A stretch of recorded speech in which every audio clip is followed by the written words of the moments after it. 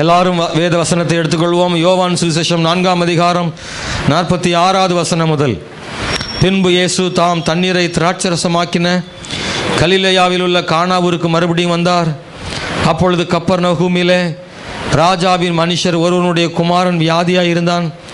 இயேசு யூதேயாவிலிருந்து கலிலேயாவுக்கு வந்தார் என்று அந்த மனுஷன் கேள்விப்பட்ட போது அவரிடத்திற்கு போய் தன் மகன் மரண அவஸ்தையாய் இருந்தபடியினாலே அவனை குணமாக்கும்படிக்கு வர வேண்டும் என்று அவரை வேண்டிக் கொண்டான். அப்பொழுது இயேசு அவனை நோக்கி, எங்கள் அடையாளங்களையும் அற்புதங்களையும் காணாவிட்டால் விசுவாசிக்க மாட்டீர்கள் என்றார். அதற்கு ராஜாவின் மனுஷன், ஆண்டவரே, என் பிள்ளை சாகிறதுக்கு முன்னே வர வேண்டும் என்றான். இயேசு அவனை நோக்கி, நீ போகலாம், உன் குமாரன் பிழைத்திருக்கிறான் என்றார். அந்த மனுஷன் இயேசு சொன்ன வார்த்தையை நம்பி போனான். அவன் போகையில் அவனுடைய ஊழியக்காரர் அவனுக்கு எதிர்கொண்டு வந்து, உம்முடைய குமாரன் பிழைத்திருக்கிறான் என்று அறிவித்தார்கள். அப்பொழுது எந்த மணி நேரத்தில் அவனுக்கு குணம் உண்டாயிற்று என்று அவரிடத்தில் விசாரித்தான். அவர்கள், நேற்று 7ஆம் மணி நேரத்தில் ஜுரம் அவனை விட்டது என்றார்கள். உன் குமாரன் பிழைத்திருக்கிறான் என்று இயேசு தன்னுடனே சொன்ன மணி நேரம் அதுவே என்று தகப்பன் அறிந்து அவனும் அவன் வீட்டார் அனைவரும் விசுவாசித்தார்கள். இயேசு யூதேயாவிலிருந்து கலிலேயாவுக்கு திரும்பி வந்த பின்பு இது அவர் செய்த 2ஆம் அற்புதம்.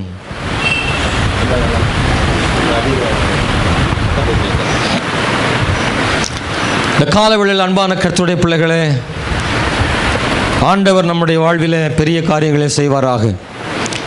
இயேசு கிறிஸ்து செய்த அற்புதங்கள், ராஜாவின் மனுஷனுடைய மகனை குணமாக்கின ஒரு சம்பவம். இந்த ராஜாவின் மனுஷன் என்று சொல்வது அது ராஜாவுடைய அரண்மனை அமைச்சராக கூட இருக்கலாம், பிரபுவாக இருக்கலாம். இந்த வார்த்தையை பயன்படுத்துவதற்கான காரணம், மிகவும் ராஜாவுக்கு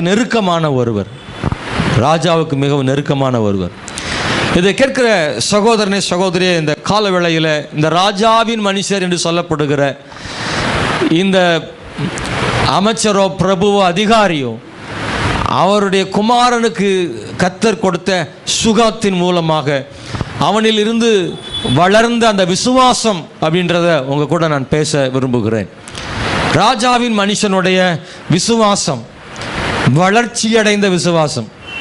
நம்முடைய வாழ்க்கையிலையும் வளர்ச்சி அடைந்த ஒரு விசுவாசத்தை ஆண்டவர் நமக்கு தருவாராக. விசுவாசம் ரொம்ப முக்கியம் அப்படின்றத நம்ம எல்லாரும் அறிந்திருக்கிறோம். கிறிஸ்தவ வாழ்வில் விசுவாசம் மிக உயர்ந்தது. விசுவாசம் இல்லாத கிறிஸ்தவ வாழ்க்கை என்பது அது உயிரோட்டம் இல்லாத ஒரு கிறிஸ்தவ வாழ்க்கையாகத்தான் இருக்கும். எனவே விசுவாசிகளுடைய வாழ்வில் விசுவாசம் உயிரோட்டம் உள்ளதாக இருக்கிறதா என்ற ஒரு கேள்வி இந்த இருக்கு. நம்ம எல்லாரும் விசுவாசிகள் தான், விசுவாசிக்கிறோம் தான். அதனால தான் நாம் அவரை தேடுகிறோம், அவருடைய பாதத்தில் வந்து விழுகிறோம். ஆனால் இந்த உலகம் நம்முடைய விசுவாசத்தை தாக்குகிறது. நம்முடைய விசுவாசத்தை இந்த உலகம் தாக்கி குறைக்க முயற்சிக்கிறது. அதனால தான் சில நேரம் விசுவாசம் உயரத்திலும் சில நேரம் தாழ்விலும் நம்முடைய விசுவாசம் இருக்கிறது. பல நேரங்களில் விசுவாசம் அதிகரிக்கிறது, சில நேரத்தில் விசுவாசம் குறைந்து விடுகிறது. இதற்கான காரணம் என்ன? நம்ம சுற்றி இருக்கிறதான சூழ்நிலைகள் நம்முடைய விசுவாசத்தை பாதிக்கிறது. ஆனால் ஒன்று மாத்திரம் நிச்சயம், உண்மையாகவே அவரை முழு மனதோடு விசுவாசிக்கிற ஒருவனுக்கு விசுவாச குறைவிலையும் அவர் துணை நின்று விசுவாசத்தை வலுப்படுத்துவார் ஆண்டவர். அந்த ஒரு நம்பிக்கை நமக்குள்ளே இருக்கிறது. அது மட்டும் மறந்து விடாதிருங்கள் அன்பானவர்களே. எல்லாருக்குள்ளேயும் விசுவாசம் குறைப்படுவதற்கான வாய்ப்புகள் இருக்கிறது. அவர்கள் எவ்வளவு பெரிய அனுபவசாலியாக கூட இருக்கலாம், அவங்க ஜெபிக்கிறவங்களாக கூட இருக்கலாம், பல வருஷ அனுபவம் உள்ள விசுவாசியாக கூட இருக்கலாம். ஆனால் விசுவாசம் எல்லாருக்கும் குறையக்கூடிய சூழ்நிலை வாய்ப்புகள் வாழ்க்கையில் வரலாம். வேதத்தில் பலவிதமான பரிசுத்தவான்கள் விசுவாசத்தில் சோர்ந்து போனவர்கள் இருக்கிறார்கள். விசுவாசத்தின் தகப்பன் என்று சொல்லப்பட்ட ஆபிரகாமுடைய வாழ்வில் கூட சில நேரம் சோர்ந்து போனது உண்டுதான். அவனுடைய விசுவாசத்திலும் குறைவு ஏற்பட்டது உண்டுதான். ஆனாலும் ஆபிரகாமுடைய விசுவாசத்தை கர்த்தர் கனப்படுத்தினார் அப்படின்றத பார்க்கிறோம். அன்பான தேவனுடைய பிள்ளைகளை, ரொம்ப நாள் காத்திருக்கிறான் ஆபிரகாம். அவனுக்கு இன்னும் ஒன்றும் கிடைக்கல. வாக்குத்தத்தத்தின் பிள்ளை இன்னும் கிடைக்கவில்லை. சாராள் அவிசுவாசத்தின் மூலமாக வேறொரு காரியம் செய்கிறாள், ஆகாரை கொண்டு வந்து நிறுத்துகிறாள். ஆபிரகாமோ அவனுக்குள்ளேயும் கொஞ்சம் காலதாமதங்கள் அவன் விசுவாசத்தையும் தாக்கிற்று. அவன் சொல்கிறான், ஆண்டவரே, என் வீட்டில் வேலை செய்கிற எலியேசரின் இடத்துல உண்டு, நான் அவனை பிள்ளையாக எடுத்துக்கொள்ளட்டுமா என்று கேட்கும் அளவுக்கு விசுவாசத்தின் தகப்பனுடைய விசுவாசமே குறைந்து போய்விடுகிறது. இதையெல்லாம் சொல்வதன் மூலமாக நமக்குள்ளே விசுவாசம் குறையத்தான் செய்யும். அதனால் குறைவாக இருங்கள் என்று சொல்ல வரவில்லை. குறைந்தாலும் நான் விசுவாசத்தை விடமாட்டேன் என்ற வைராக்கியம் நமக்குள் வர வேண்டும். ஒரு நாளும் ஆபிரகாம் என் ஆண்டவர் எனக்கு சொன்ன வாக்குத்தத்தம் தரவில்லை என்பதற்காக எலியேசரை காண்பித்தானே ஒழிய பாகாலுக்கும் பின்னாடியோ அல்லது வேற ஏதாகிலும் கர்த்தருக்கு எதிராகவோ அவன் ஒரு நாளும் போனதே இல்லை. அவன் கர்த்தரை மட்டும்தான் சார்ந்தே இருந்தான். அதுல மாத்திரம் ஆபிரகாமை ஆண்டவர் கண்டு அவனை உயர்த்தினார். தான் விரும்பினது நடக்கவில்லை என்றோ, கர்த்தர் எனக்கு தருவேன் என்று சொன்னது தரவில்லை என்று சொல்லியோ, கர்த்தரை மட்டும் ஒரு நாளும் அவன் விட்டுவிடவில்லை. அவற்றின் மத்தியிலும் கர்த்தரை உண்மையாக தேடினதை ஆண்டவர் அதை பார்த்தார். அதனாலதான் அவனை விசுவாசத்தின் தகப்பன் என்று ஆண்டவர் சொல்கிறார். இன்னைக்கு அன்பானவர்களே, பேதுரு விசுவாசத்தில் குறைவுள்ளவனா? இல்லை, பேதுரு விசுவாசத்தில் ரொம்ப அதிகமானவன். ஆனால் அவன் கூட கொஞ்சம் தடுமாறி போனான். ஆண்டவரை மறுதலிக்கும் ஒரு இடத்துக்கு அவன் போய்விட்டான். அவன் சூழ்நிலை அவன் விசுவாசத்தை தாக்கிற்று. அவனுடைய விசுவாசத்தை எப்படி வெளிப்படுத்தினான் என்றால், ஆண்டவர்கிட்ட சொல்கிறான், ஆண்டவரை கட்டுகளிலும் காவலிலும் நான் உண்மை என்ன செய்வேன், பின்பற்றுவேன் சொல்கிற அளவுக்கு. மரணமானாலும் ஜீவனானாலும் சரி ஆண்டவரே, உம்மோடு மரிக்க வேண்டுமானாலும் நான் ஆயத்தமாக இருக்கிறேன்னு சொன்னால் அந்த விசுவாசம் ரொம்ப ஆழமான விசுவாசம். விசுவாசம் என்பது வார்த்தையினால் வருவது மட்டுமல்ல, அது உள்ளத்திலிருந்தும் அது கிரியைகளின் மூலமாக வரக்கூடியதான் உண்மையான விசுவாசமாக இருக்கிறது. பேதுரு சொன்ன அந்த வார்த்தை வெற்று வார்த்தையின் விசுவாசம் அல்ல, வெற்று வார்த்தை விசுவாசம் அல்ல. பேதுருவின் விசுவாச வார்த்தை சும்மா எல்லாம் 12 பேரும் பார்க்கட்டும் சீஷர்கள் அப்படின்றதுக்காகலாம் பேதுரு சும்மா பேசிடல. இல்லை, இயேசு பார்த்த உடனே முன்னாடி மாதிரி சொல்லிடுவாரா, உனக்கு மாம்சம் ரத்தம் வெளிப்படுத்தலைன்னு ஏதாவது ஒன்று சொல்ல மாட்டாரா, பாராட்ட மாட்டாரான்றதுக்காகலாம் சும்மா நாத்துக்கெல்லாம் பேதுரு சொல்லலை உண்மை பின்பற்றுவேன்னு.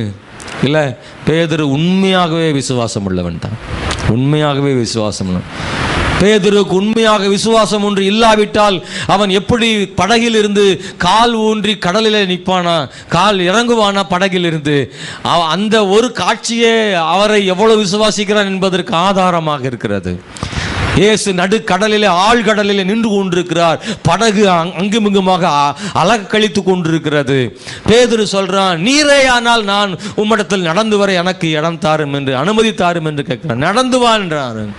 எல்லாரும் பயந்து போய் இருக்கும்போது பேதுரு மாத்திரம் ஒரு ஆள் துணிச்சலா படகுக்குள்ள நின்று 1000 பேசலாம், படகுக்கு வெளியே நின்று பேசணுமையா, அதுதான் விசுவாசம். அது பேதுருக்கிட்ட இருந்துச்சு. அல்லேலூயா. 2 வீலர்ல இறங்கி பேசுறது வேற, கார்ல இறங்கி பேசுறது வேற, படகுல இருந்து இறங்கி பேசணுங்க. பேதுரு படகுல இருந்து கீழே காலை வைக்கிறான் பாருங்க. வைப்போமா? நம்ம படகுக்குள்ளேயே ஆடிக்கிட்டு இருப்போம். உயிர் அங்கே சிலக்கு ஆட்டுட்டாக்க அங்கேயே வந்துடும். அவ்வளோ, ஏன்னா நடுக்கடல், இருட்டு, அலைகளுடைய சத்தம், இவனு பக்கத்துலேருந்து சத்தம் போடுறது வேற. ஐயரே நாங்கள் மடிந்து போகிறேன்றாங்க. ஆவியை காண்கிறதாக இருந்தாங்க. இயேசுவே ஆவியாகிட்டான். கொஞ்ச நேரத்தில் இயேசுவையே ஆவியாகிட்டாங்க. ஆவேசம் என்று அலறினார்களாம். என்ன நினைச்சிட்டாங்கன்னா, ஏதோ ஆவி ஒன்று, இந்த ஏற்கனவே ஒரு 3 வருஷத்துக்கு முன்னாடி செத்த ஒரு ஆவி, இந்த கடலில் செத்த ஒரு ஆவி நம்மளை பயங்காட்டுதுன்னு நினச்சிட்டாங்க. ஏசு நான் தான் உங்களுக்கு சமாதானம் சொல்லி இவங்களை தைரியப்படுத்தி எவ்வளோ பண்ணி சமாதானப்படுத்துறதுக்குள்ள பேதுரு படகிலிருந்து இறங்கி கால் வைத்து உண்மையாகவே நடந்து போகிறான்னா அவன் விசுவாசம் வெற்று வார்த்தைகள் அல்ல, அது ஆழமான உள்ளத்தினுடைய விசுவாசம், உள்ளத்தின் விசுவாசம் தான். அன்பானவர்களே, பேதுரு உண்மையாகவே கர்த்தரை விசுவாசித்ததுனால தான் அவனுக்குன்னு கர்த்தர் ஒரு வாய்ப்பு வச்சுருந்தாரு. பேதுருவே, நீ எவ்வளோதான் மறுதளிச்சாலும் நீங்கள் தான் அப்போஸ்தலனா இருக்க போகிற, உன்னை மறுபடியும் தூக்கி எடுப்பேன், உன் மேலே வச்ச திட்டம் நிறைவேறன்னு அவனுக்கு ஒரு வாய்ப்பு கொடுக்குறாரு. உண்மையாய் விசுவாசிக்கிற தேவனுடைய பிள்ளை வாழ்விலேயும் விசுவாசம் குறையும். ஆனால் அவனுக்கு ஆண்டவர் விசுவாச குறைவில் கை தூக்கி விடுவார். அவனை மறுபடியும் எழுப்புவார். அவனுக்கு மறுபடியும் விசுவாசத்தை கொடுப்பார். அவனை கட்டி எழுப்புவார். அவனை சாதிக்கும்படியாக கர்த்தர் செய்வார். அவனை தலைக்குனிய விட மாட்டார். அவன் வாழ்க்கை முடிந்து போவதில்லை. அவனை எழும்ப செய்வார் ஆண்டவர். அவனை ஓட செய்வார். இதை விட இன்னும் கூடுதலாக தேவனுக்காக பிரகாசிக்க பண்ணுவார் ஆண்டவர். அல்லேலூயா. நான் மறுபடியும் சொல்லுகிறேன், ஆழமான விசுவாசம் இல்லாமல் மேலோட்டமான அறகுறையான விசுவாசத்தை தேவன் கண்டுகொள்வதில்லை. உள்ளத்திலிருந்து ஒருவன் கர்த்தரை விசுவாசிப்பானால் அவனை ஆலமரம் போல அவனை கர்த்தர் உறுதியாக நிற்க பண்ணுகிறார். அவனை நிற்க பண்ணுகிறார். எத்தனை விதமான பிரச்சனை போராட்டம் வந்தாலும், எத்தனை சோதனைகள் வந்தாலும் அவனை மேற்கொள்ள முடியாதபடிக்கு தேவன் அவனுக்கு துணை செய்வதற்கு போதுமானவராக இருக்கிறார். சோர்வுகள் வரலாம், பலவீனங்கள் வரலாம், பலருடைய வார்த்தைகள் வரலாம், அவன் ஸ்தோத்திரம் பயப்படலாம், எல்லாம் வரலாம். ஆனா கர்த்தர் அந்தந்த நேரங்களில் கூட இருந்து ஏதோ ஒரு சேவலையாவது ஒன்று அனுப்பி ஒரு ஞாபகப்படுத்தி விசுவாசத்தை மறுபடியும் கொண்டு வந்து அள வச்சு ஜெபம் பண்ண வச்சு அவர் காலில் விழ வச்சு மறுபடியும் கர்த்தர் பக்கம் கொண்டு வந்து சேர்த்துருவார் அவரு. அல்லேலூயா. நான் சொல்லுகிறேன், உண்மையாகவே கர்த்தரை நம்புகிற, அன்பு கூறுகிற, ஆழமாக மனதில் விசுவாசிக்கிற ஒரு மனுஷனுடைய அவிசுவாசத்தை புரிந்து கொள்ளும் அளவுக்கு ஆண்டவர் பெரியவராக இருக்கிறார். புரிந்து கொள்ளுகிறவர். தெரியாம அப்படி லெவல் வச்சுலாம் கர்த்தர் பார்த்தாருன்னா ஒரு ஆள் நிற்க முடியாது. பேதுருவை ஆண்டவருக்கு தெரியும், இல்லை என் பிள்ளை தான், அவன் சூழ்நிலையினால் கொஞ்சம் அப்படி பயந்துட்டான், ஆனால் எனக்காக பெரிய காரியம் செய்வான் அப்படின்னு அவன் மேலே அவனுக்கு ஆண்டவர் நம்பிக்கை இருந்தது. பேதுருவனுடைய தளர்வுகளை புரிந்து கொள்ளுகிற இயேசு, பேதுருவனுடைய தள்ளாடுதலை புரிந்து கொள்ளுகிற இயேசு அவனுக்கு உதவி செய்கிறார். இன்னைக்கு இந்த கால வேளையில் ஒருவேளை நீங்களும் உங்கள் விசுவாசத்தில் கொஞ்சம் ஆடினீங்கன்னா ஆண்டவர் உண்மையாக அன்பு கூறுகிற உங்களை விட்டுற மாட்டார். ஆண்டவர் உங்கள் விசுவாசத்தை தட்டி எழுப்பி மறுபடியும் பழைய விசுவாசத்தை கொண்டு வருவார். ஆண்டவர் அனலாக்குகிற தேவன். அவர் உங்களை கைவிடுகிறவர் அல்ல. 1 யோவான் புஸ்தகத்தில் 5ஆம் அதிகாரத்தில் 4-5 வசனங்களை படிக்கும்போது அங்கே சொல்லப்பட்டிருக்கிறது, விசுவாசமே உலகத்தை ஜெயிக்கிற ஜெயம் என்று எழுதப்பட்டிருக்கிறது. இந்த உலகமும் நமக்கும் இடையில ஒரு பெரிய யுத்தம் நடந்துட்டு தான் இருக்கு. ஆனால் அந்த யுத்தத்தில் விசுவாசம் தான் உலகத்தை என்ன செய்யுமா? ஜெயிக்கும். விசுவாசம் இல்லை அப்படின்னா உலகம் ஜெயிக்கும். விசுவாசம் இருந்தா விசுவாசமே ஜெயிக்கும். நம்முடைய வாழ்க்கையில் இன்னைக்கு ஜெயம் எடுப்பதற்கு நமக்கு தேவையான ஒன்று, நமக்குள்ள விசுவாசம் இன்னும் அதிகமாக பெருகட்டும். அன்பானவர்களே, ஸ்தோத்திரம். விசுவாசத்திற்கு நமக்கு ஏதாவது ஆதாரம் இருக்க வேண்டுமா என்றால், இருந்தாலும் சரி இல்லாவிட்டாலும் சரி எனக்குள்ள விசுவாசம் இருக்க வேண்டும். சிலருக்கு விசுவாசிப்பதற்கான ஆதார கூறுகள் தேவை. சிலருக்கு விசுவாசிப்பதற்கு ஆதாரமே இல்லாட்டாலும் அவரை விசுவாசிப்பார்கள். Praise the Lord. ஆதாரம் இல்லாட்டாலும் விசுவாசிப்பார்கள். இயேசு கிறிஸ்து இந்த ராஜாவின் மனுஷனை பார்த்து ஒரு வார்த்தை சொல்றாரு. ஆனால் அவன் அதெல்லாம் கண்டுக்கிடவே இல்லை.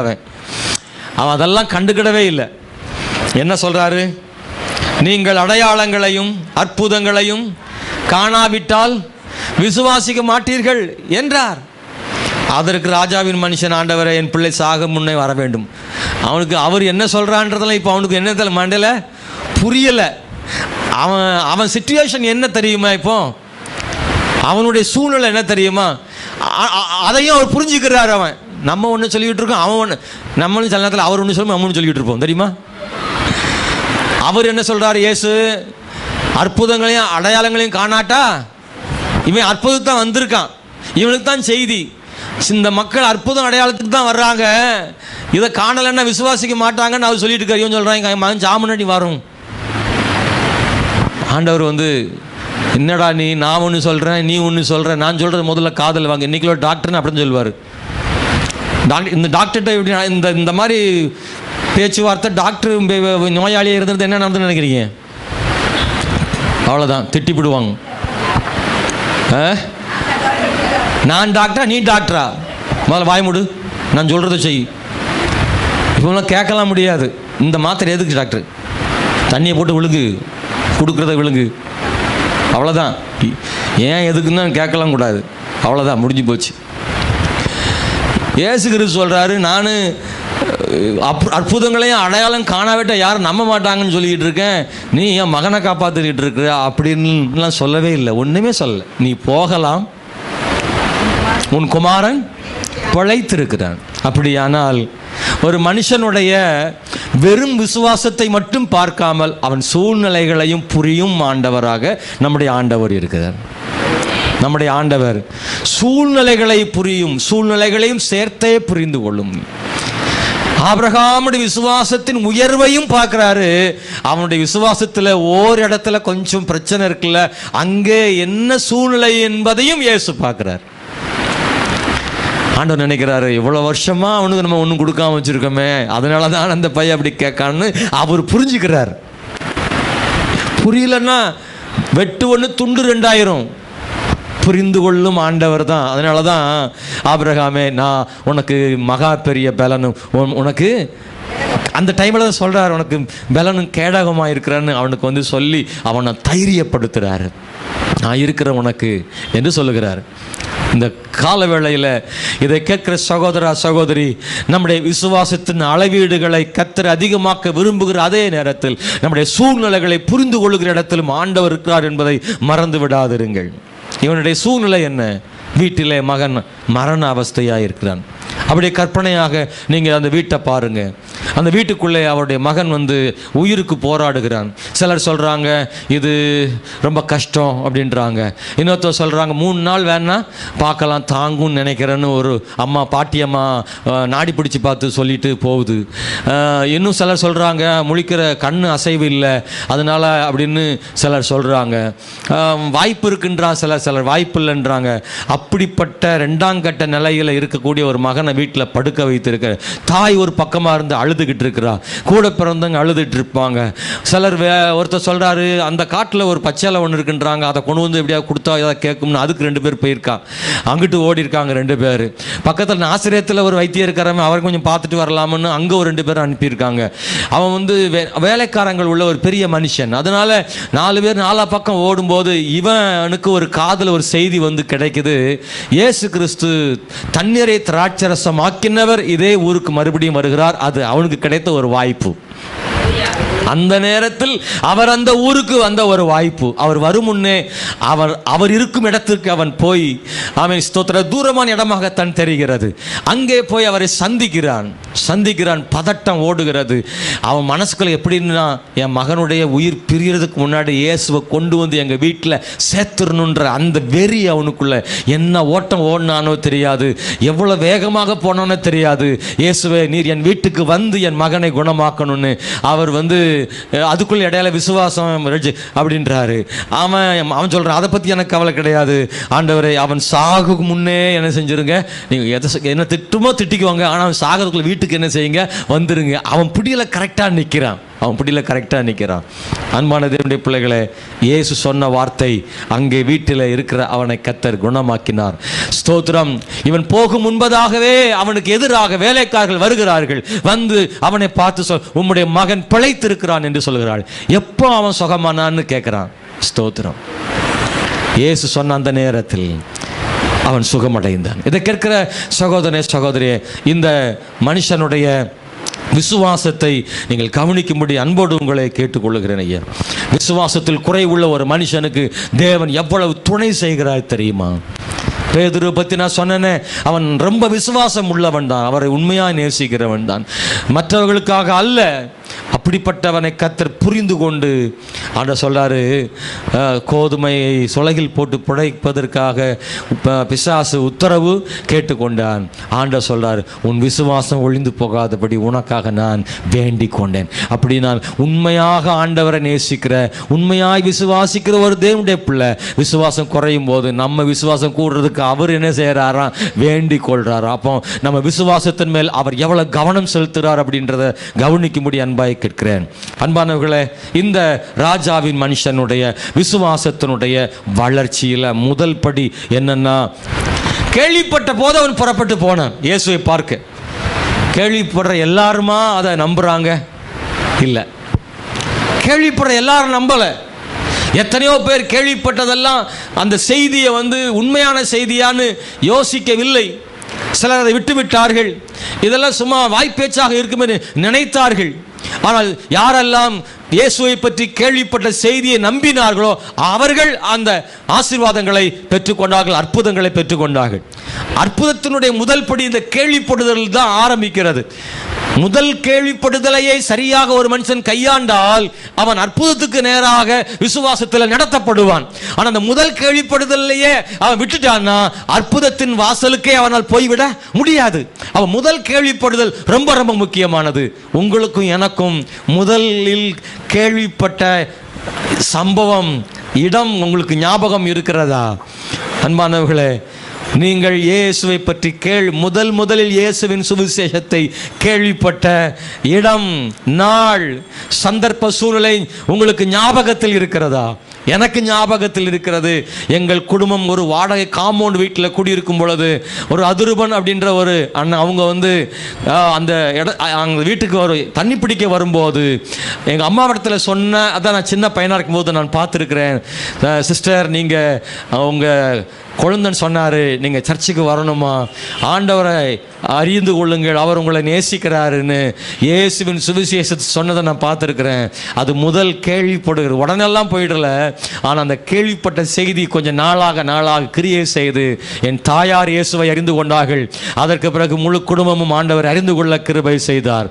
உங்களுக்கும் முதலில் நீங்கள் கேள்விப்பட்ட அந்த சம்பவம் இருக்குல்ல, அதுதான் உங்கள் விசுவாசத்தின் துவக்க நாளாக இருந்தது. இந்நாள் வரைக்கும் உங்கள் விசுவாசத்தை வளர பண்ணி கர்த்தர் கொண்டு வந்திருக்கிறார். அந்த நாளுக்காக தேவனுக்கு ஸ்தோத்திரம்.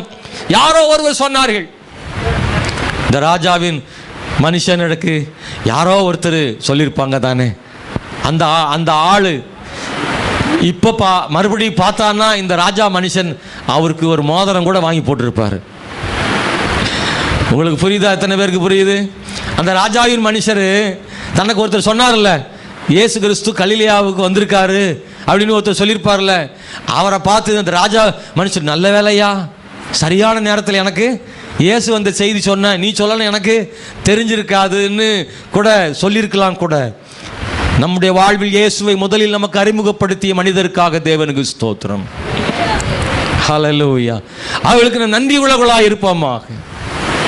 நமக்கு அவர்களை அறிமுகப்படுத்தினார்கள். கேள்விப்பட்ட எல்லாரும் விசுவாசிகளை. பழைய ஏற்பாட்டு புஸ்தகத்தில் நாகமான ஒரு மனுஷன் கேள்விப்பட்டான். அவனுக்கு முதல் முறையாக தேவனுடைய வல்லமையை ஒரு சிறு பிள்ளை சொன்னான். வீட்டில் அடிமை பெண்ணாக இருந்தவள் தான் நாகமானுடைய வீட்டில் வேலை செய்தவள். அவனுடைய மனைவி இடத்துல சொல்லி அவளுக்கு அந்த செய்தி வந்தது. நாகமானுடைய மனைவி சொல்றா, ஐயா, நம்ம வீட்டில் இருக்கிற அடிமை பெண் சொல்லுகிறாள், இஸ்ரவேலிலே தீர்க்கதரிசி உண்டாம், அவரிடத்துல போனால் குணமாயிடுமான்னு சொல்றேன். அவளுக்கு சொல்ல தெரிந்ததை தான் சொன்னாள், முழு விவரம் சொல்ல தெரியல. இஸ்ரவேலின் தேவனை பற்றி சொல்லக்கூடிய அளவுக்கு தெரியல. ஆனால் இஸ்ரவேலின் தேவனுடைய தீர்க்கதரிசியை பற்றி அவள் சொன்னான். இஸ்ரவேலின் தீர்க்கதரிசி சொன்னான். அதை விசுவாசித்து கேள்விப்பட்டு போனான். ஒருவேளை நாகமானுடைய மனைவி இந்த வார்த்தையெல்லாம் சின்ன பிள்ளை சொல்கிறதெல்லாம் நீ கேட்டுக்கிட்டு அலையிறியாக்கும். அந்த பிள்ளை ஏதோ கனவு கொண்டு சொப்பனத்தில் வளரி இருக்கும்.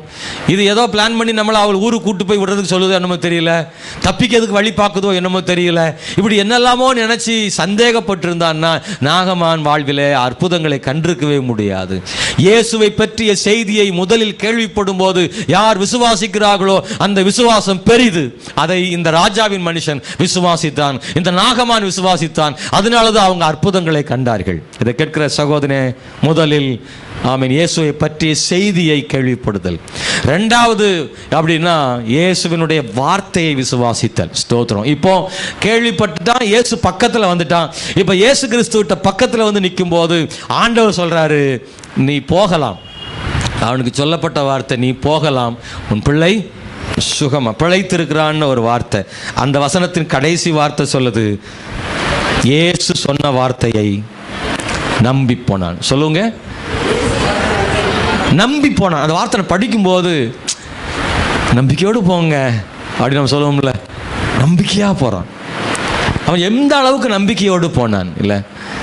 ஏன்னா அவன் நம்பிக்கையோடு போகலைன்னா அவன் நிச்சயமாக அவன் போக மாட்டான். அவன் அங்கே தான் நிற்பான். இயேசுவை நீர் வராட்டா, நீங்கள் அவன் வந்ததை எப்படின்னா இயேசு கையோடு கூட்டு போக தான் வந்தது. நீர் வந்து அவனை குணமாக்கணும்னு கூப்பிட தான் வந்திருக்கான். ஆனால் அப்படி கூப்பிட வந்த இடத்துல ஏன் சொல்றார், நீ போலான்னு. இந்த மனுஷ மூளை எப்படி இல்லாமல் சிந்திக்கும் பாருங்களேன். ஒருவேளை வீட்டுக்கு போய் அங்கே அவன் ஜோங்கலைன்னா திருப்பி இவர் எங்கே தேடி கண்டுபிடிக்கிறது? மனுஷன் இப்படிதான் யோசிப்பா தெரியுமா? இவர் சொல்லிட்டாரு, வீட்டுக்கு போய் பார்த்தா அவன் ஜோமாகலன்னா மறுபடியும் இவர்கிட்ட மறுபடியும் வரணுமே, எங்கே போய் கண்டுபிடிக்கிறது? கையோடு போய் நம்ம வேலையை முடிச்சிருவோமா? நம்ம அதிலே குறியா இருப்போம், கையோட வேலையை முடிக்கிறது. ஆனால் வசனம் சொல்லுது, நம்பி போனான். அவன் சொன்னவனே கிளம்பிட்டான். விசுவாசம். ஏன் அவனுடைய விசுவாசத்தை வேதம் அதிகமாக்குகிறது, முக்கியப்படுத்துகிறது. இந்த ராஜாவின் மனுஷனுடைய விசுவாசம் உயர்வாய் கருதப்படுகிறது என்றால் அவன் நம்பி போனான். சொன்னார் ஆண்டவர் நீ போகலாம் என்பதை நம்பி போனான். பாருங்க, அதுதான் ரொம்ப முக்கியமானது. இன்னைக்கு அந்த விசுவாசம், நான் சொன்ன கேள்விப்பட்ட விசுவாசம் ஒன்று, எனக்கு இயேசுவின் வார்த்தையை விசுவாசித்தல். இயேசுவை பற்றி யாரோ சொன்னதை விசுவாசித்தது, இப்போ இயேசு சொல்லுகிற வார்த்தை விசுவாசித்தது. எனக்கு நம்முடைய வாழ்க்கையிலும் இயேசு சொன்ன வார்த்தைகளை நான் விசுவாசிக்கணும். ஒரு காலத்தில் இயேசுவை பற்றி சொன்னாங்கல்ல, அதோடு நிறுத்திடக்கூடாது. சில விசுவாசிகள் இயேசு சொன்னதை பற்றி உள்ளதை விசுவாசித்து கொண்டிருக்கிறார்கள். சில இடங்களில் எல்லாம் பார்த்தீங்கன்னா இன்னைக்கு நான் இயேசுவை பற்றி பேசுகிறேன். குழப்பமா இருக்கா நான் சொல்றது? இயேசுவை பற்றி நான் பேச முடியும், ஆனால் இயேசுவின் வார்த்தை டைரக்டாக வேணும்னா அது பைபிள் தான். பைபிள் ஒன்று தான் அவருடைய உண்மையான வார்த்தை, ஜீவனுள்ள வார்த்தை. இது இன்னைக்கு இயேசு கிறிஸ்து பூமியில் மனுஷனா இல்லை. இன்றைக்கு அவர் யாருக்கும் போய் போகலாம், விசுவாசம் ரட்சித்ததெல்லாம் இப்போ யாருக்கும் சொல்கிறதெல்லாம் இல்லை. எல்லாத்தையும் நமக்கு என்னென்ன வேணுமோ அத்தனையும் பைபிளில் இருக்குது. இல்லை இன்னொன்று இல்லையே, இல்லை எல்லாம் தேடிப்பார் உள்ளே இருக்குது. உனக்கு என்னென்ன வேணும் ஸ்தோத்திரம் அத்தனையும் லிஸ்ட் போட்டு கரெக்டாக ஆண்டவர் கொடுத்துருக்கிறாரு. உன் வாழ்வுக்கு தேவையான அனைத்து ஆலோசனைகளும், நீ ஆபத்தில் செய்ய வேண்டியவைகள், நீ ஜெபிக்கும் போது செய்ய வேண்டியவைகள், உன் எதிர்காலத்துக்காக செய்ய வேண்டியவைகள், உன் பிள்ளைகளுக்காக செய்ய வேண்டியவைகள், உன் பரலோகத்து ராஜ்யத்தின் கடைசி காலத்தின் வருகைக்காக செய்ய வேண்டியவைகள், உன் ஆயத்தக்காரி எல்லாம் உனக்கு தேவையான ஆலோசனை அத்தனையும் பைபிள் அவரே சொல்லி வைத்து விட்டார். நீ ஸ்தோத்திரம் இயேசுவை பற்றி சொல்லப்பட்டவைகளை மாத்திரம் கேட்டுக்கொண்டே இருந்து விடாதே, இயேசு சொன்னதை கேட்க ஆரம்பித்து விடு. இயேசுவை பற்றி சொன்னார்களே அங்கே கேட்டு அங்கே இருந்து விடாதே. உனக்கு அற்புதம் வேண்டுமானால் இயேசுவை பற்றி சொன்னதை கேள்விப்பட்டு விசுவாசித்ததோடு நின்று விடாதே. இயேசு சொன்னதை கேட்டு விசுவாசிக்கும் இடத்துக்கு நீ என்ன செய்யணும்? வரணும். Praise the Lord. இயேசுவை பற்றி சொன்னார்களே அதை விசுவாசிக்கும் இடத்தில் நின்று விடக்கூடாது. இயேசுவே டைரக்டா சொன்னாரே அதை விசுவாசிக்கும் இடத்துக்கு நாம் கடந்து வர அடுத்த கட்டத்துக்கு வரணும், அங்க வந்துடணும். இயேசு சொன்ன விசுவாசிக்கிறது. இன்னைக்கு சில இடங்கள் அப்படிதான். ஃபாதர் சொல்லிட்டார், சாமியார் சொல்லிட்டார், அவர் சொன்ன போப்பாண்டர் சொல்லிட்டார், அவர் சொன்னதே சட்டம்னு நம்பிட்டு இருக்கிற ஆள் நிறைய இருக்கு. அது இயேசு பத்தி சொல்றவங்க பத்தி பேசுறது, அது சரிப்படாது. நீ தலை குனிந்து வேதத்தை எடுத்து வாசித்து இயேசு சொன்ன வார்த்தையை நீ படிச்சு விசுவாசிக்கணும். அல்லேலூயா. இந்த இடத்துக்கு வளரும் போதுதான் விசுவாசம் பெருகிறது. அல்லேலூயா. நீங்க நல்லா புரிஞ்சுக்கணும் அன்பான கர்த்தருடைய பிள்ளைகளே. சமீப காலங்களில் ஜனங்கள் தாங்களாக வசனங்களை படிப்பதை விட்டுவிட்டு வசனங்களை கேட்பதை மட்டும் நிறுத்தி கொண்டிருக்கிறார்கள். டிவியில் யூடியூப்ல வந்து கேட்கறதுல நிறைய கவனம் செலுத்திட்டு போறாங்க. அந்த பாஸ் சொன்னார், இந்த பாஸ் சொன்னார், சுவிசேஷம் சொன்னார், ஏகப்பட்ட கள்ள உபதேசங்கள் போதனைகள் பெருகி வருகிற காலங்களிலே ஸ்தோத்திரம் சொல்லப்படுகிறவைகளை மட்டும் நம்பி விடாமல் நமக்கு ஆழமாக எழுதப்பட்டு மாற்றப்படாமல் எழுதப்பட்டு வைத்திருக்கிற இந்த இயேசுவின் நேரடி வார்த்தைகளுக்கு கேட்டு விசுவாசிக்கும் இடத்துக்கு நான் வர வேண்டும். உங்களுக்கு புரியும் நினைக்கிறேன். மறைமுகமாக வேற ஆள் மூலமாக இயேசுவின் வார்த்தை வருகிறத விசுவாசித்து அதை அடுத்த கட்டத்துக்கு கொண்டு வந்து இயேசு என்னோடு நேரடியாய் பேசும் இடத்திற்கு நான் வராத வரைக்கும் அந்த நான் கேள்விப்பட்டது கூட வேஸ்டா போயிடும். ஆகவே நேரடியாக இயேசுவோடு பேசுகிற இடத்துக்கு வரணும். இந்த ராஜாவின் மனுஷன் ஆண்டவர்கிட்டையும் ஆண்டவர் இவங்கிட்டையும் பேசுற அந்த உறவுக்குள்ள அந்த இடத்துக்கு வர வேண்டும். ஒவ்வொரு கர்த்தருடைய பிள்ளைகளும் தேவனுடைய பிள்ளைகளை நான் தூரத்து மனுஷராக மூன்றாவது ஆளாயிருந்து எனக்கும் ஆண்டவருக்கும் இடையிலே ஒருவர் நின்று நான் இயேசுவை கேள்விப்படுவதற்கு ஒருவர் எனக்கு உதவி செய்தாரே, அந்த மூணாவது ஆளா இருக்கிற இடத்துல நின்று விடாமல் எனக்கு இடையில் இருக்கிற மனுஷனை தள்ளிவிட்டு நானும் இயேசு நின்று பேசும் இடத்திற்கு நான் வரும்போதுதான் ஆண்டவர் எனக்கு கிருபை பாராட்டுகிறார். கையை தட்டி கர்த்தரை தோத்திரம் பண்ணிடுங்க. கேள்விப்படுதல் என்று வரும்பொழுது மூணாவது ஆளாயிடுறோம் நம்ம. நான் நேரடியா ஆண்டவர் பக்கத்துல நானா அவர்கிட்ட பேச வரும்பொழுது நான் ரெண்டாவது ஆளாயிடுறேன். கேள்விப்பட்ட போது மூணாவது ஆளு, நீ இயேசுவை பற்றி கேள்விப்பட்டதை விசுவாசிச்சுட்டே இருந்தா நீ மூணாவது ஆளா இருக்கிற. நீ எப்போ இயேசு பக்கத்துல வந்துடுறியோ அப்பதான் ரெண்டாவது ஆளா மாறுற. அவர் வார்த்தை டைரக்டா உன் காதுல விழுது. கேள்விப்பட்டது கூட வேற மாதிரி இருக்கும், ஆனா நேர்ல வந்தா உண்மை தெரியும். சாலமோன்ட்ட வந்து சேபா நாட்டு ராஜஸ்திரி சொல்றான், நான் எங்க ஊர்ல உங்களுடைய ஞானத்தை பற்றி கேள்விப்பட்டதை விட நேரில் வந்து பார்த்தது அதிகமா இருக்குன்னு சொல்றேன். சில நேரம் கேள்விப்படுறது கொஞ்சம் மாத்தி கீத்தி வந்துடும். எதையாவது ஒன்று 4வது ஆள் 5வது ஆள் போகும்போது இயேசுவை பற்றி கொஞ்சம் வேற மாதிரி கூட சொல்லிடலாம்.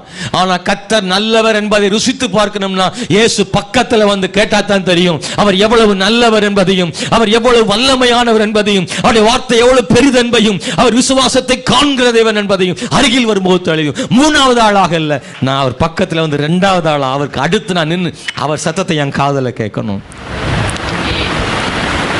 இப்பதான் தெரியுது அவனுக்கு இயேசு கிறிஸ்து அவனோடு பேசும்போது வெறும் வார்த்தை மட்டுமா அவன் காதில் விழுந்தது, ஒரு வல்லமையும் அவனுக்குள்ளே வந்திருக்கும் நினைக்கிறேன். நம்பி போனான்ற வார்த்தை சும்மா கிடையாது, யாரா சொல்லிட்டா யாரா போயிடுவாங்க. ஆனா இயேசு கிறிஸ்து சொன்ன அந்த வார்த்தை வெறும் வார்த்தையை வந்திருந்தா அவன் போயிருக்க மாட்டான். இல்ல அவன் உணர்றான், ஃபீல் பண்றான், இல்ல இந்த வார்த்தை நமக்கு ஏதோ ஒண்ணு என்ன செய்யுது பண்ணுது. ஹலோ, எத்தனை பேருக்கு புரியுது? அவன்கிட்ட இயேசு பேசும்போதே ஒரு பெரிய ஒரு ஈடுபாடு, ஒரு உணர்வு, ஒரு வல்லமை அவனை தொடுது. இல்ல இது நார்மல் வேர்டே கிடையாது, இது போல ஒரு வார்த்தையை நான் இதுவரை கேட்டதில்லை. இயேசு தான் இப்ப சொல்றாரு இந்த வார்த்தை.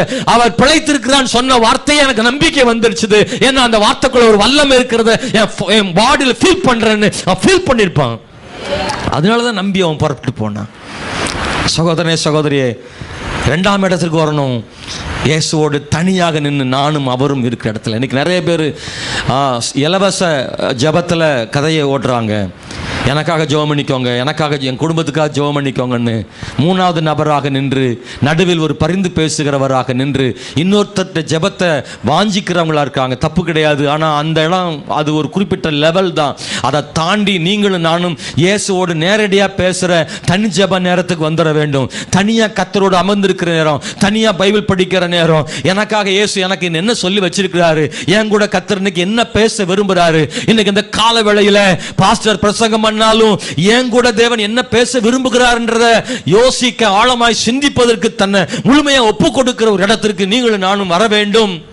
ஆண்டவர் நானும் இருக்கும் இடம் அது ரொம்ப அற்புதமான இடம். அன்பானவர்களே, இயேசு அப்படிப்பட்ட இடத்தை ரொம்ப வாஞ்சித்தார். அந்த இடத்துக்காக அவரே ஏங்கினார். இயேசு கிறிஸ்து தன் பிதாவோடு கூட கெத்செமனே தோட்டத்தில் மலையின் மேல தனியாக நின்று பிதாவோடு கூட தனியா பேசுறதுக்கு ஆண்டவர் நேரம் எடுத்துக்கொண்டார். அது எப்ப கிடைக்கும்னு ஆண்டவர் துடித்து கொண்டிருந்தார். மக்களை எல்லாம் அனுப்பிவிட்டு அவர் தனித்திருந்தார் சொல்லப்பட்டிருக்கிறது. தேவனோடு தான் உறவு வைத்துக் கொள்ள விரும்பின இயேசு நீங்களும் நானும் ஆண்டவரோடு கூட தனியாக நின்று பேசுவதற்கு நேரத்தை ஒதுக்கிக் கொள்ள வேண்டும். அன்பானவர்களே, கர்த்தர் நமக்கு அந்த கிருபைகளை தருவாராக. இந்த 2வது இடத்திற்கு வர ஆண்டவர் உதவி செய்வாராக. ஹல்லேலூயா. 3வதாக நான் சொல்ல விரும்புகிற இடம், அவன் கேட்டு நம்பி அவன் போய்விட்டான். அவன் போன போது 53வது வசனத்தில் வாசிக்கிறோம். ஆமென், ஸ்தோத்திரம். 4ஆம் அதிகாரம் 53வது வசனத்தை வாசிங்களே யாராவது.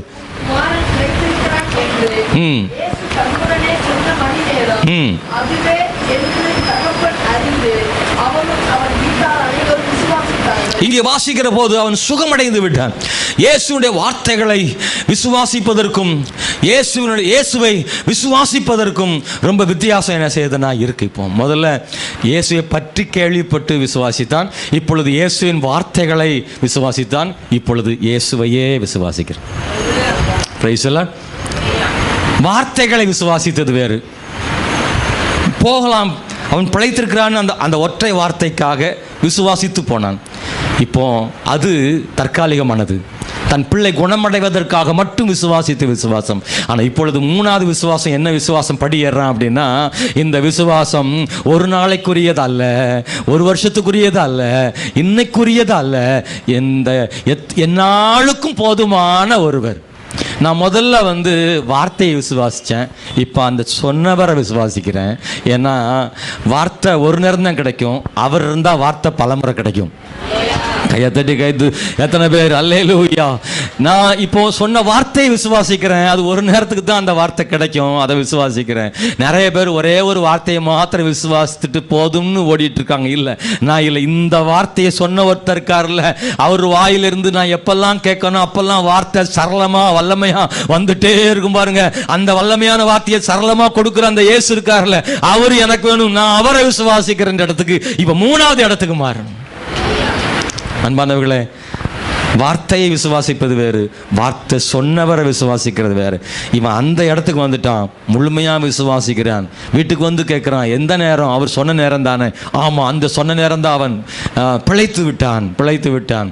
அவன் முழுமையாக விசுவாசிக்கிறவனாக இருந்தான். இயேசுவை தேடி வந்து அவரிடத்தில் அற்புதங்களை பெற்ற பலரும் கூட அவர்கள் ஆங்காங்கே நின்று விட்டார்கள். அவர்கள் ஆங்காங்கே அவரை விட்டு போய்விட்டார்கள். அதற்கு பிறகு அவரை ஒருமுறை கூட திரும்ப பார்த்ததில்லை. ஆனால் சிலர் மட்டும் இயேசுவின் இடத்தில் அற்புதங்களை பெற்று அவரை பின்பற்றினார்கள் என்று சொல்லப்பட்டிருக்கிறது. நீங்க பைபிள் படிச்சு நிறைய இடங்கள்ல அவரை பின்பற்றி போனான், அவருக்கு பின்னாடி போனான்னு சொல்லப்பட்டிருக்கிறது. இதை கேட்கிறவர்களே ஸ்தோத்திரம். நம்முடைய வாழ்க்கையில வார்த்தையை மாத்திரம் பெற்றுக்கொண்டு விட்டுவிடக்கூடாது, இயேசுவையும் சேர்த்து விசுவாசிக்க வேண்டும். எனக்கு இயேசு தேவை, அவரை ஒரு நாள் விட்டுறக்கூடாது. அல்லேலூயா. அப்படின்னா வார்த்தைகளை பேசுகிற இயேசு சில நேரம் மௌனமாக இருந்தாலும் அந்த இயேசு நமக்கு தேவை. சிலர் வார்த்தையை மட்டும் பிடித்துக் கொள்வார்கள், வார்த்தை வந்தால்தான் இயேசு.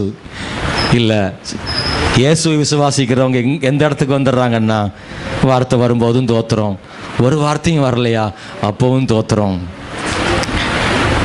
சில நேரம் இயேசு மௌனமாகவும் இருந்தார்.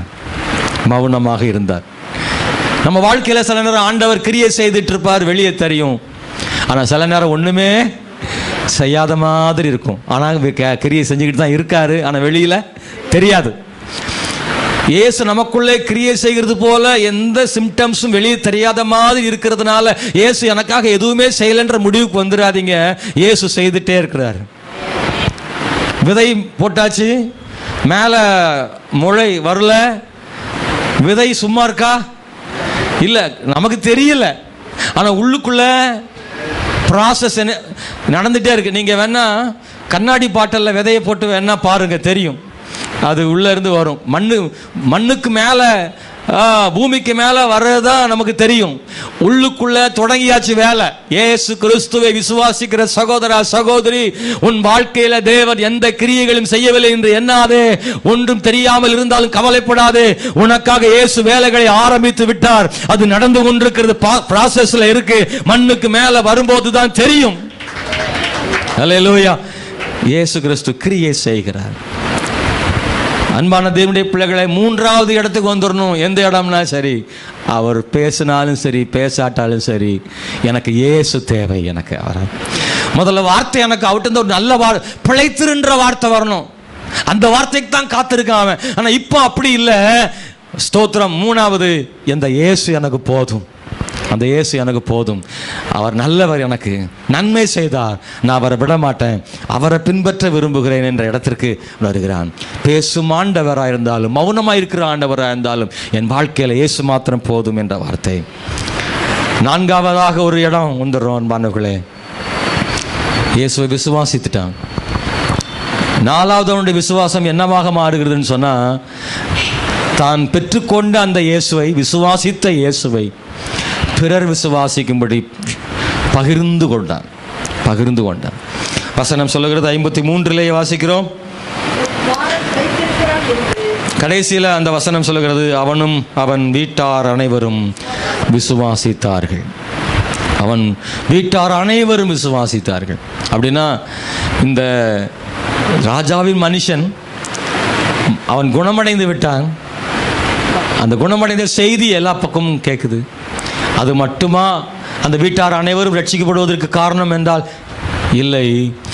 இவன் போய் இயேசு கிறிஸ்துட்ட பேசுனதை பூரா தன் மனைவி கிட்டையும் பிள்ளைகள்கிட்டையும் அவன் சொல்லியிருப்பான்.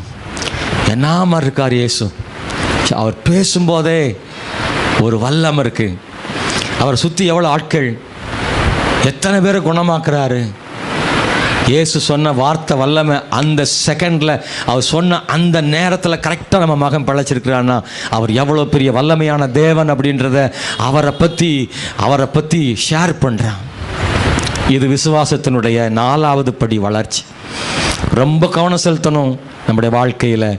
சகோதரனே, கர்த்தருடைய விசுவாசத்தை மற்றவர்களுக்கு அறிவிக்காமல் ஒருபோதும் இருந்து விடக்கூடாது.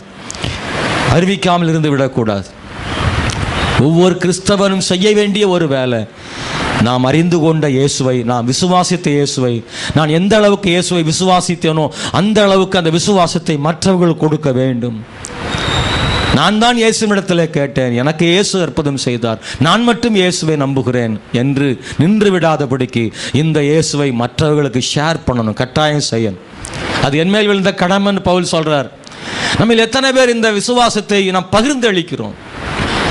நான் பெற்றுக்கொண்ட சத்தியத்தை, நான் அறிந்து கொண்ட விசுவாசத்தை நான் எனக்குள்ள அடக்கி வைத்துக் கொண்டால் நான் ஒரு சுயநலவாதியாக இருக்கிறேன். நான் தாராளமாக இன்னொருவருக்கு இந்த சுவிசேஷத்தை, இந்த சத்தியத்தை, இந்த நன்மையை நான் பிறருக்கு சொல்லித்தான் ஆக வேண்டும்.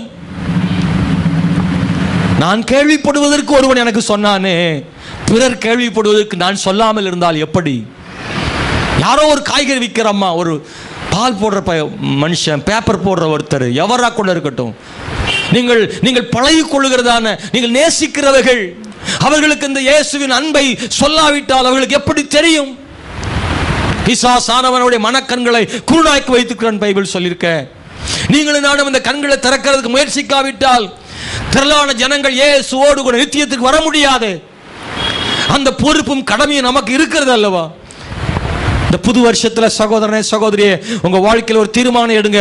இந்த 2024ஆம் ஆண்டில் இயேசுவை விசுவாசிப்பதற்கு எனக்கு கிருபை கொடுத்த அந்த ஆண்டவருடைய விசுவாசத்தை, அவரை பற்றி நான் மற்றவர்களுக்கு கட்டாயம் சொல்லுவேன் என்று.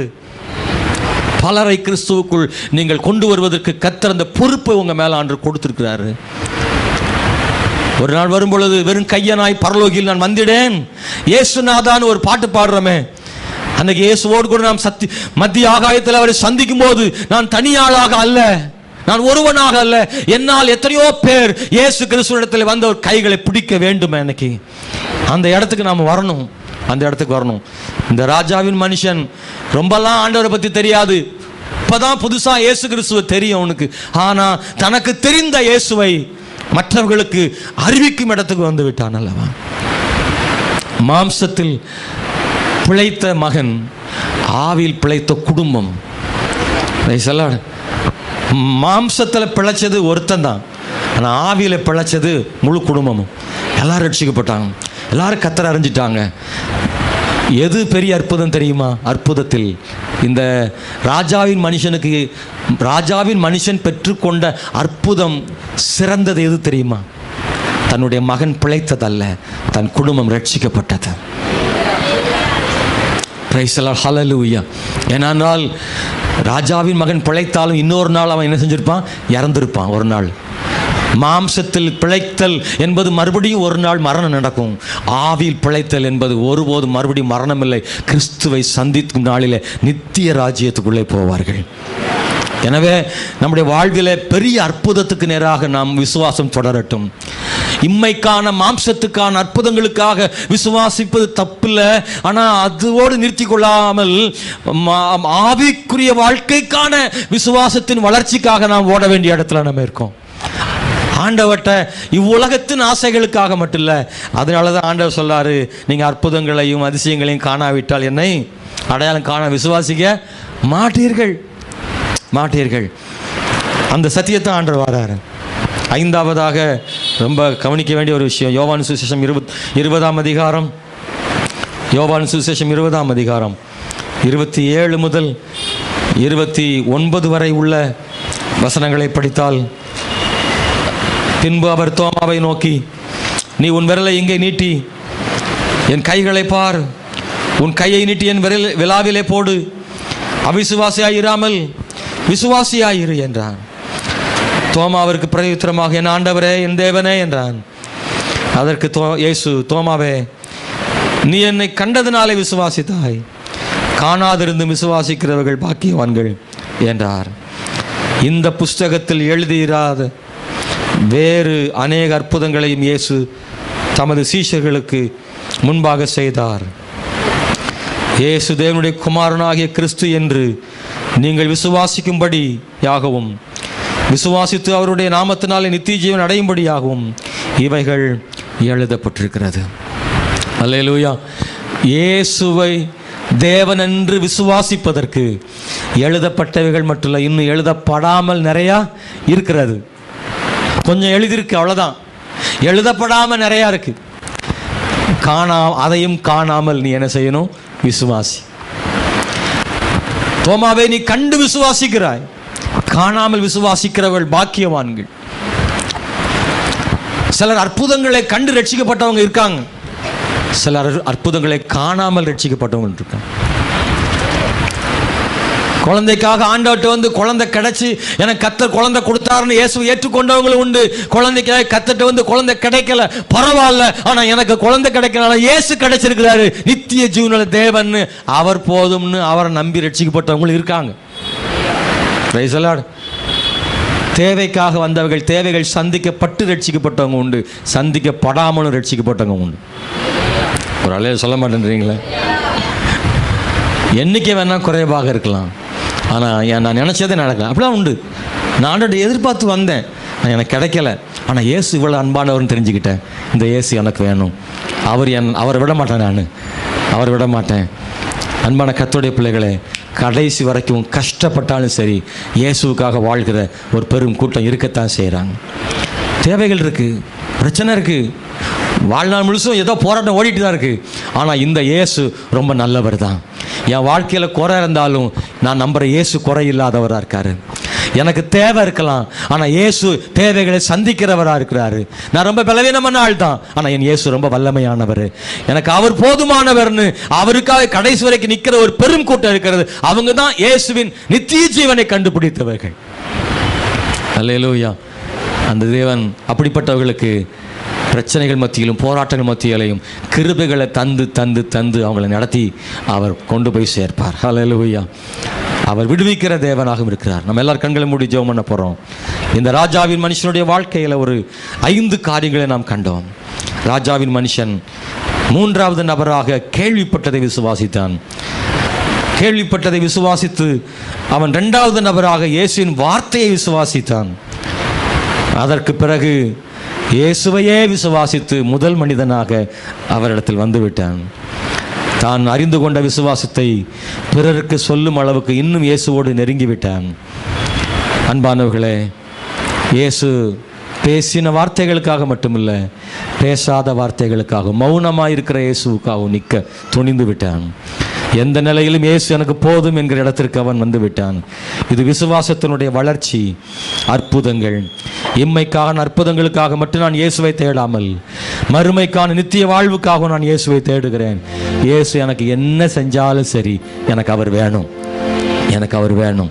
நான் அவரை ஒரு நாள் விட்டு விட மாட்டேன். இயேசுவை நான் ஒரு நாள் விட்டு விடுவது இல்லை. நான் இன்னும் இயேசுவுக்குள்ள வளரணும், நான் இன்னும் இயேசுவுக்குள்ள பெருகணும், இன்னும் இயேசுவுக்குள்ள விசுவாசமாக இருக்கணும். நான் கர்த்தரை உறுதியாய் பற்றி கொள்ள வேண்டும். ஓ ஜீசஸ், ஹல்லேலூயா. தயவாய் சொல்கிறேன், கொஞ்சம் ஆண்டவர்கிட்ட விடுதலையோடு ஜெபம் பண்ணுவோம். சத்தத்தை உயர்த்தி ஆண்டவர்கிட்ட கேட்போம். ஆண்டவரே, உம்முடைய சமூகத்திலே தாழ்த்துக்கிறேன், என்னை ஒப்பு கொடுக்கிறேன். ஆண்டவரே, ஹல்லேலூயா. இந்த புதிய வருஷத்தில் என் விசுவாசம் பெருகட்டும். தனியாக உங்கள் கூட பேசுகிற அந்த விசுவாசம், தனியாக நீங்கள் பேசுகிறத கேட்குற அந்த விசுவாசம் எனக்குள்ளே வரட்டும். ஆண்டவரே, தனி ஜெபம் பெருகட்டும், தனியாக வேத தியானம் பெருகட்டும். யாரோ வசனம் சொல்கிறாங்க, ஏதோ கோயிலில் வசனம் சொல்லுது, அதையே கேட்டு பொழப்பு நடத்துறது இல்லை. ஓ ஸ்தோத்திரம், ஆமென், ஸ்தோத்திரம். யாரோ எனக்காக ஜெபம் பண்ணுறாங்க, எனக்கு அப்பா ஜெபம் பண்ணுவாங்க, அம்மா ஜெபம் பண்ணுவாங்க. அடுத்த ஆள் ஜெபத்தில், ஓசி ஜெபத்தில் காலத்தை ஓட்டுறது வேணாம். நீ 3வது ஆள் இல்லை, இயேசுவோடு பக்கத்தில் நின்று அவர் சத்தம் கேட்குற அளவுக்கு உனக்கு ஆண்டவர் கிருபை வச்சிருக்காரு. காலத்தை பார்த்தா போதகராக இருக்க வேண்டிய நீங்கள் இன்னும் தூரமாக 3வது ஆளா நிற்க கூடாது. என் மனைவி எனக்காக அழுது ஜெபம் பண்றான்னு அதுல கதையை ஓட்டிடக்கூடாது. சகோதரா, நீ முழங்கால் படியிட்டு தேவ சமூகத்தில் அழுது ஜெபித்த நாட்கள் எப்போது? ஹல்லேலூயா. நீங்கள் தேவ சமூகத்தில் மன்றாடின நாட்கள் வரட்டுமே. ஓ